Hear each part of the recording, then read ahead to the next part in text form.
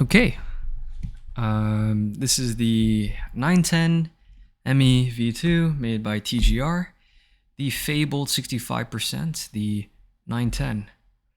I was lucky enough to win this in the last Jane raffle, and didn't get to choose a color, but that's okay. It pairs nicely with the beige keycaps, I'd say, and the suave blue matches the KFE CE very well. So, turns out I have two blue boards with beige keycaps. I know, very boring. I would say though that the build process is pretty frustrating. The magnetic backplate is held to what feels like Gorilla Glue. It's you could argue it's a skill issue, but when you kind of mess up and you hear the scratch when it like snaps itself back, it gets kind of anxiety inducing, you know. And there's been cases where people have pinched their fingers trying to fish out the weight, and just I don't know. It's not.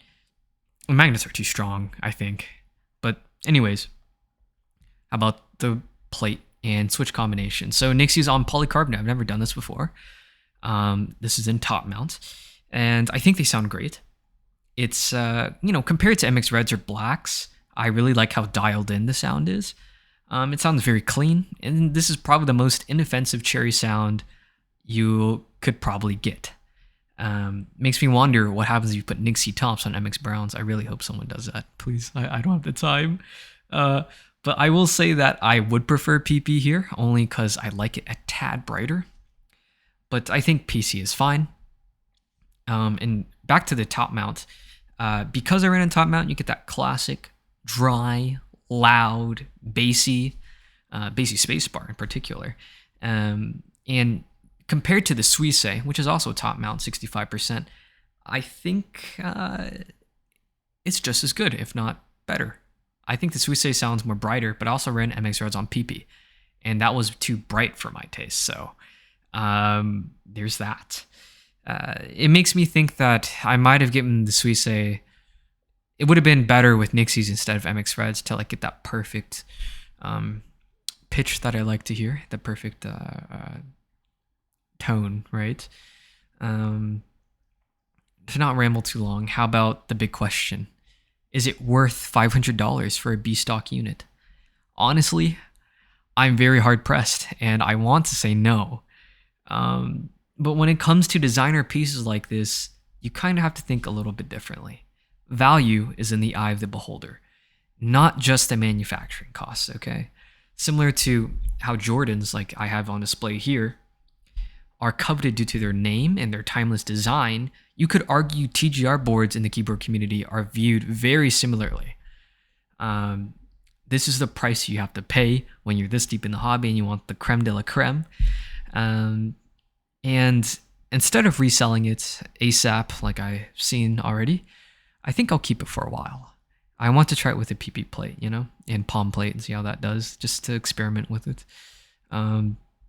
This is my only top mount / O-ring 65% because my Forever is a gasket mount and the Hero is also a gasket mount. So this feels like a nice change of pace. I can get that top mount sound without whipping out my KFE CE, And I would say that the board is probably best value at its MSRP, like a Jordan. Uh, buying a Jordan over retail, when you think about it, it's like, what, 170 retail? Maybe it's higher because of inflation. I haven't been in the sneaker hobby for a long time. But it's very similar. If you can get it close to MSRP, great. You got a great deal on a Jordan. Just like you got a great deal on a Jane or a 910. And, to people that resell these keyboards for over MSRP, I know it's very common in the community to shame these people. And I get it, right? These are things that we all enjoy, and it sucks to see them get resold for way over what they used to cost. But for my peace of mind and to not get too emotional about it, I just tend to give people the benefit of the doubt. I don't buy them. I don't buy boards over MSRP, but some people do. And people that sell it, I like to think maybe they need the funds. They have a bill that came up in their personal life, blah, blah, blah. Because unlike the sneaker hobby, a majority of sellers that do it, it's typically one time or two times, and they just need that extra cash for something.